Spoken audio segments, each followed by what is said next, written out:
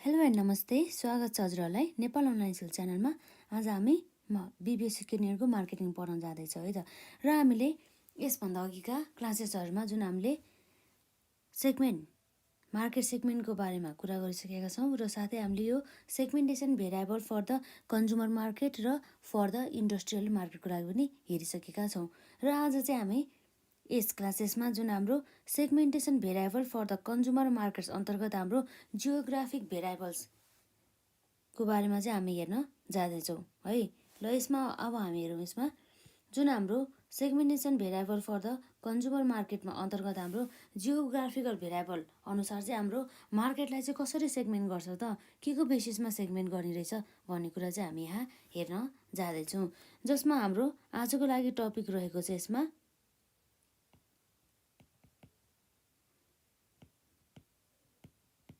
Geographic variables in segmenting a consumer market भन्ने कुरा भयो है। यसरी कन्ज्युमर मार्केटलाई चाहिँ जियोग्राफिक भेरिएबल अनुसार चाहिँ सेगमेन्टिङ गर्ने है। जसमा अब हाम्रो जियोग्राफिक भनेपछि भौगोलिक रूपमा चाहिँ कसरी त मार्केटलाई अब हामीले विभाजन गर्ने भन्ने कुरा भयो है यसमा। जस्तै अब हाम्रो के को आधारमा त भन्दा जस्तै अब हाम्रो क्लाइमेटको आधारमा, वातावरणको आधारमा अथवा भौगोलिक बनोटको आधारमा चाहिँ यसरी चाहिँ मार्केटहरूलाई चाहिँ विभिन्न भागमा चाहिँ भनौँ न यसरी चाहिँ मार्केटलाई चाहिँ सेगमेन्ट गर्न सकिन्छ। जस्तै हामीले यसलाई के भन्न सक्छौँ भन्दा चाहिँ जियोग्राफिकल स्ट्रक्चर अनुसार यदि मार्केटलाई सेगमेन्ट गरिन्छ अथवा मार्केटलाई चाहिँ विभाजन गरिन्छ ग्रुपमा भनेदेखि त्यस्तो अवस्थामा के आउने भयो भन्दा जियोग्राफिकल सेगमेन्टेसन भन्ने कुरा आयो। जस्तै हामी हेर्न सक्छौँ अब क्लाइमेटको आधारमा है अथवा टोपोग्राफीको आधारमा भन्न सकिन्छ त्यसलाई, अथवा रिजनको आधारमा अथवा पपुलेसन डेन्सिटीको आधारमा है त्यो कुराहरूको आधारमा पनि यसरी चाहिँ के गर्न सकिन्छ त मार्केटलाई चाहिँ जियोग्राफी अनुसार चाहिँ यसरी डिभाइड गर्न सकिन्छ भन्ने कुरा चाहिँ रहेको छ। यसरी जुन हाम्रो अब डाइरेक्ट हेरौँ न त्यसमा जियोग्राफिक भेरिएबल अनुसार यदि मार्केटलाई सेगमेन्ट गरिन्छ भनेदेखि त्यसलाई हामी के भन्न सक्छौँ भन्दा जियोग्राफिकल सेगमेन्टेसन भन्न सक्छौँ भन्ने कुरा भयो। र यसै अन्तर्गत हाम्रो जियोग्राफिकल भेरिएबल अन्तर्गत के पर्छ त, के को बेसिसमा चाहिँ यसरी मार्केटलाई चाहिँ सेगमेन्टेसन गर्छ भन्दाखेरि नम्बर आईमा रहेको छ हाम्रो रिजनको बेसिसमा। यसरी रिजनको बेसिसमा पनि कन्ज्युमर मार्केटलाई चाहिँ सेगमेन्टहरूको चाहिँ गर्न सकिन्छ। जस्तै हामीले इन्टरनेसनल कन्ज्युमरको हिसाबमा यदि हेर्ने हो भनेदेखि अथवा इन्टरनेसनल कन्ज्युमर मार्केट अन्तर्राष्ट्रिय कन्ज्युमर मार्केटको बेसिसमा यदि मार्केटलाई डिभाइड गर्ने हो भनेदेखि हाम्रो के आउने भयो त, जस्तै साउथ एसियन आउने भयो, युरोप आउने भयो, अमेरिका आउने भयो, अफ्रिका यसरी चाहिँ आउने भयो जुन हाम्रो इन्टरनेसनल कन्ज्युमर मार्केटको बेसिसमा चाहिँ यसरी रिजन अनुसार यदि मार्केटलाई चाहिँ सेगमेन्ट गरिन्छ भनेदेखि।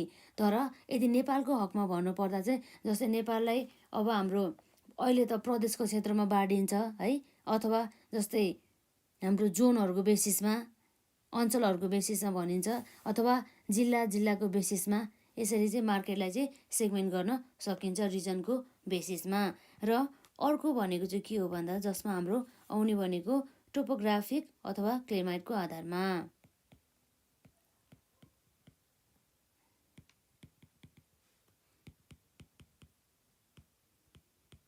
टोपोग्राफी और क्लाइमेटको आधारमा यसरी टोपोग्राफी और क्लाइमेटको आधारमा जस्तै धेरै गर्मी हुने ठाउँ र ठिक्कको न गर्मी न जाडो हुने ठाउँ र धेरै नै जाडो हुने ठाउँ गरेर चाहिँ यसरी चाहिँ मार्केटलाई चाहिँ सेगमेन्ट गर्न सकिन्छ।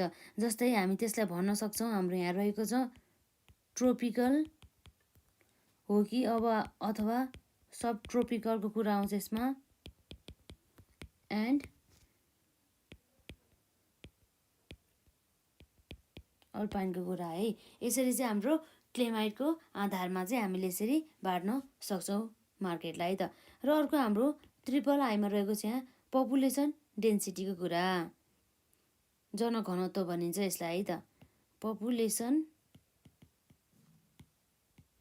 डेन्सिटी। जुन हाम्रो यो पपुलेसन डेन्सिटी अनुसार कन्ज्युमर मार्केटलाई के गर्न सकिन्छ त, डिभाइडेड गर्न सकिन्छ। जस्तै के भनेर भन्दा, जस्तै सिटी भन्न सकिन्छ, भनेमा त एउटा सहरको बेसिसमा चाहिँ बाँड्न सकिन्छ मार्केटलाई, अथवा अब न सहर न गाउँ पनि भन्न मिलेन र ठ्याक्कै सहर पनि भन्न मिलेन भनेदेखि त्यस्तो अवस्थामा के गर्नुभयो त, सेमी सिटी भन्ने कुरा आयो, र अर्को भनेको गाउँ भन्ने चाहिँ के भयो त्यसमा, भिलेजको कुरा आयो। यसरी पनि हामीले मार्केटलाई चाहिँ सेगमेन्ट गर्न सक्छौँ यो हाम्रो पपुलेसन डेन्सिटी अनुसार। यसमा जुन अब सिटीमा अलि धेरै मानिसहरूको चाहिँ बसोबास हुन सकिन्छ, यसमा चाहिँ अब भनौँ न पपुलेसन डेन्सिटी अलि धेरै हुन सकिन्छ, र सेमीमा अलि कम हुन सकिन्छ, र भिलेजमा चाहिँ झन् कमै हुने भइहाल्यो नि त बसोबास मानिसहरूको होइन। यसरी चाहिँ हाम्रो जियोग्राफिक भेरिएबल अनुसार हाम्रो कन्ज्युमर मार्केटलाई यसरी 3वटा को बेसिसमा चाहिँ के गर्न सकिन्छ त, सेगमेन्ट गर्न सकिन्छ, जसमा हाम्रो रिजन आयो, टोपोग्राफिक अथवा क्लाइमेटको बेसिसमा, अथवा पपुलेसन डेन्सिटी कुरामा है त। यो क्वेसन चाहिँ अब हामीलाई विशेष गरी चाहिँ यो कुरा हामीलाई 10 मार्क्समा सोध्न सकिन्छ है त। यसमा यो भयो। र अर्को कुरा, यो हामीले जुन हाम्रो यहाँ कन्ज्युमर मार्केटको भेरिएबल अनुसार हाम्रो के थियो भन्दाखेरि, सेगमेन्ट भेरिएबल्स अन्तर्गत हामीले डेमोग्राफिक भेरिएबल त यसभन्दा अघिका क्लासेसमा हेरिसक्यौँ, र हामीले हेऱ्यौँ जियोग्राफिक भेरिएबल। र अब हामी हेर्छौँ अब यसपछि बिहेभियरल भेरिएबलमा चाहिँ हाम्रो के पर्ने रहेछ त, के यसरी बिहेभियरल भेरिएबल अनुसार चाहिँ कसरी मार्केटलाई चाहिँ सेगमेन्ट गर्न सक्छौँ भन्ने कुरा चाहिँ के बेसिसमा भन्ने कुरा चाहिँ हामी यहाँ हेर्न जाँदैछौँ। जुन कुरा पनि अब हामीलाई जस्तै बिहेभियरल सेगमेन्टेसनको डेफिनेसन दिने, र त्यसपछि अब कस्तो कस्तो भेरिएबल्सहरू चाहिँ युज गरिन्छ त मार्केटलाई चाहिँ सेगमेन्ट गर्नको लागि भन्ने कुरा चाहिँ अब हामीलाई सोध्न सकिन्छ। जस्तै अब हामीलाई क्वेसनको प्याटर्न अनुसार जानुपर्ने हो भनेदेखि हामीलाई सोध्ने भनेको जस्तै what is behavioral segmentation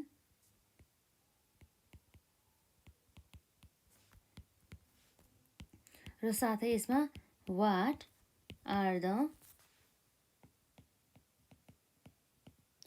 are the variables used in such segmentation भन्ने कुरा आउँछ।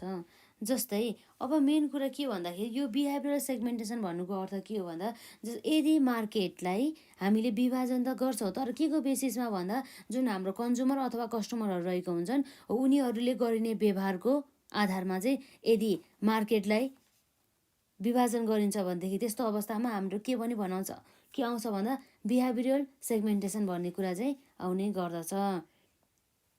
अब जुन हाम्रो कन्ज्युमरहरूले गर्ने व्यवहारदेखि लिएर उनीहरूले रेस्पोन्स गर्ने, केमा रेस्पोन्स गर्ने भन्दा चाहिँ यो प्रोडक्टप्रति चाहिँ रेस्पोन्स गर्ने, र साथै उनीहरूले गर्ने बाइङ डिसिजनको आधारमा चाहिँ यदि मार्केटलाई के गर्न सकिन्छ भन्दा सेगमेन्ट गरिन्छ भनेदेखि त्यसलाई हामी के भन्छौँ त, मार्केट बिहेभियरल सेगमेन्टेसनको कुरा आउँछ। जस्तै के बेसिसमा भन्दा, अन द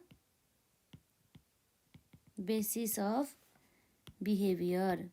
कसको बिहेभियर भन्दा, कन्ज्युमर बिहेभियर है त, कन्ज्युमर्स बिहेभियर।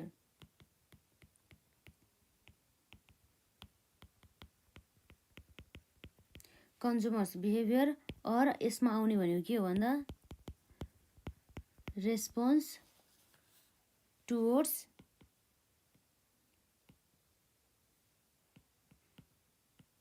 प्रोडक्ट और बाइङ डिसिजन हो, यसको बेसिसमा चाहिँ बाँड्न सकिन्छ। यो कुरा चाहिँ मेन यति नै हो नि त होइन। र अब जस्तै अब जुन भनौँ न कन्ज्युमरहरूको बिहेभियर त अब कन्ज्युमरहरू अनुसारको चाहिँ प्रत्येकको चाहिँ के हुन्छ त, फरक हुने गर्दछ है। अब जसमा चाहिँ हाम्रो यसमा मेन गरी आउने भनेको के हो त भनेर हामी हेरौँ है त। यसमा हामीले what are the variables use in such segmentation अन्तर्गत हाम्रो पढ्ने भनेको जस्तै यहाँ रहेको छ नम्बर 1मा यहाँ बाइङ डिसिजन। के भयो त हाम्रो यसमा बाइङ डिसिजन। बाइङ डिसिजन भन्दा पनि बाइङ अकेजन हुन्छ नि, बाइङ अकेजन। बाइङ अकेजनको कुरा आउने भयो। र यसपछि आउने भने केसमा बेनिफिट साउटको कुरा आउँछ।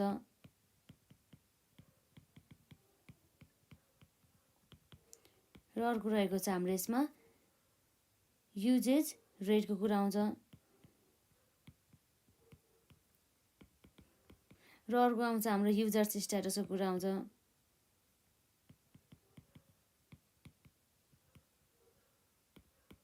र यति मात्र नभएर हाम्रो ब्रान्ड लोयल्टीको कुरा आउँछ।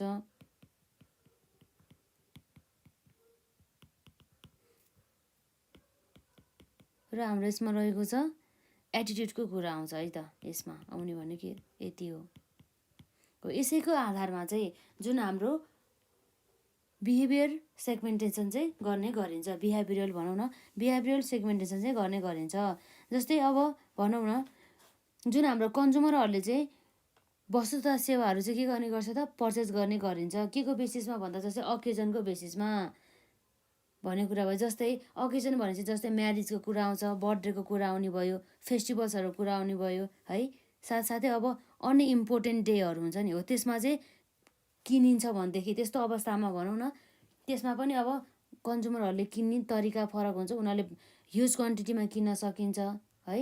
अथवा अब अरू जस्तै कुनै कुनै मन्थमा चाहिँ कुनै प्रोडक्टहरू धेरै जान सकिन्छ, जाडो महिनामा कुनै प्रोडक्टहरू धेरै बिक्री हुन सकिन्छ। हो त्यही कुरा चाहिँ हाम्रो बाइङ अकेजनले चाहिँ गर्ने गरिन्छ। जस्तै फेस्टिभलहरूमा चाहिँ अलिक धेरै प्रोडक्टहरू किन्ने, अर्कै टाइपको कुन प्रोडक्ट चाहिँ बढी अब बिक्री वितरण हुने कुरा पनि हाम्रो यो बाइङ अकेजन अन्तर्गत चाहिँ पर्ने गर्दछ।